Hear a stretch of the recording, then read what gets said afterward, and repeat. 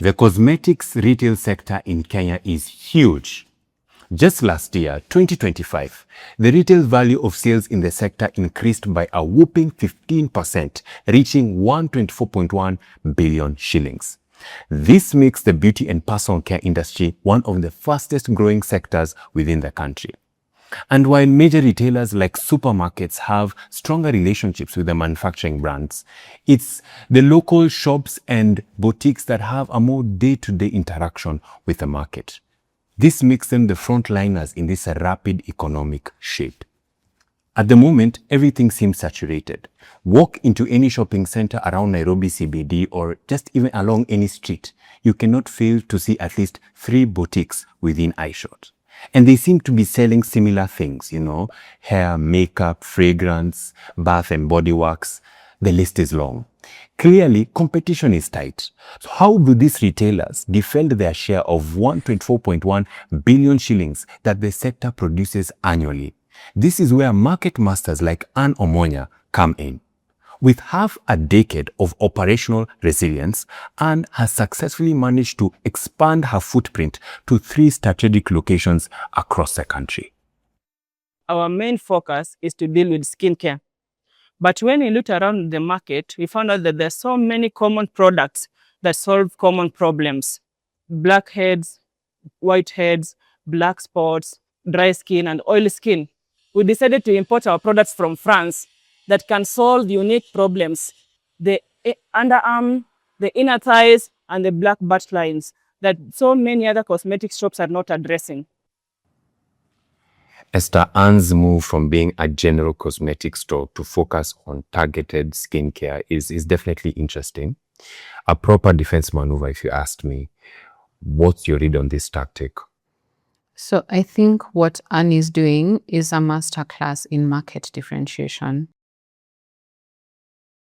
When a business exists in a place where it's highly saturated, 1,000 shops are offering the same service, then it's important that she stands out. So most sellers resort to price wars, and if you decide to engage in price wars, there's rarely a winner. You won't win, neither will the other shop owners. And so for Anne, it's important that she has specialized skincare, because once she does this, then she's able to carve out a niche for herself. So nice move, Anne.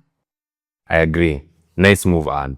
It requires a measured mastery of the market to be able to see what no one else is seeing. She mapped out her competitors, she identified gaps and capitalized on them properly. This can only happen with experience. Based on the experience that I've had for the past 5 years, I've been able to open 3 branches, Kisii, Oyugis, and the 3rd one here in Nairobi. And what I've realized is that by stocking unique products that even the local suppliers do not have, I've been able to gain significant advantage over the market. For instance, take this crystal lotion that is made in France. No one else in Nairobi is stocking it. It is good for your inner thighs, dark armpits, and it also gives you a flawless complexion. That's a very interesting product for sure. What Anne has leaned into is known as foreign consumer culture positioning. What this means is that we already have a product where the country of origin has come up with formulations and they have a mix that works for the brand. What her customers are buying into is a global standard of beauty from already established culture. And so she's able to sell these products without having to manufacture them herself. A remarkable tactic for sure, but like any business, a unique approach does not necessarily mean the absence of challenges. Let's listen to some of the most pressing supply chain threats that Anne is currently navigating. The main challenge in this cosmetics business is that the suppliers are also selling on a retail price. And they're also advertising as aggressively as we are. And as you know, the consumer must compare the prices before purchasing a product. Naturally, the consumer will go to the supplier to purchase that product because the supplier doesn't have to mark up the price. So where does that leave us as retailers? Channel conflict at its finest. How does a retailer even survive when their own supplier bypasses them from the end user. So this is a classic case of vertical channel destruction, Kioni. This is when a supplier bypasses the retailer that they work with and they go directly to the end user. They sell the same products to the end user at the same price or even a better price without a margin that the retailer is selling at. So what that does for Anne is that she's unable to compete in that market. And the suppliers cannibalize on the same customers. And what that means is that it chokes the access that Anne has to the market. So what should she do? In this scenario, Anne can focus on offering value to the clients that is broader than just selling of the products.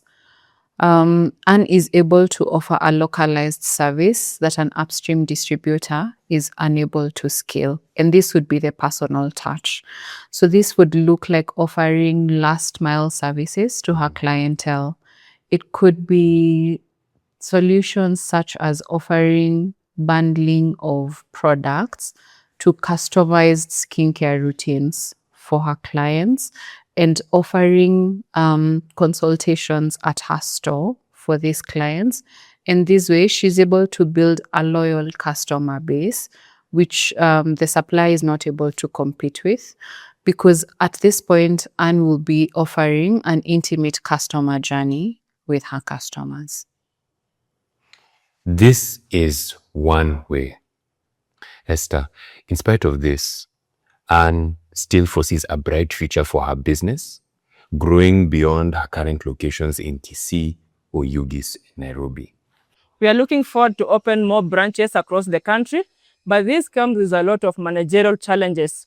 But with BizKit, this becomes more achievable by helping us to control our stock and manage other branches across the country. Sustaining that level of multi-branch growth requires operational infrastructure. And that is exactly where a retail management system like BizKit becomes non-negotiable. BizKit offers real-time stock management, so you never experience stockouts on fast-moving goods. It provides an automated point-of-sale tracking, as well as a detailed report to every aspect of your business: profit and loss, cash flow, stocks, and so much more. And to add to that, BizKit also comes with a customer relationship management module that can help track a client's purchase history and details. This comes in handy when retailers like Anne need to understand their customers and offer personalized experiences. In the next videos, Anne opens up about some of the deeper realities to scaling a business. For instance, is it possible to start a cosmetics business with Leafy Capital?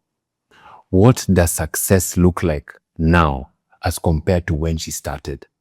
And also, what are some of the biggest business challenges she has had to face when it comes to customer relationship management? Do you run a cosmetics business? What are some of the biggest challenges you've faced? Let us know in the comments.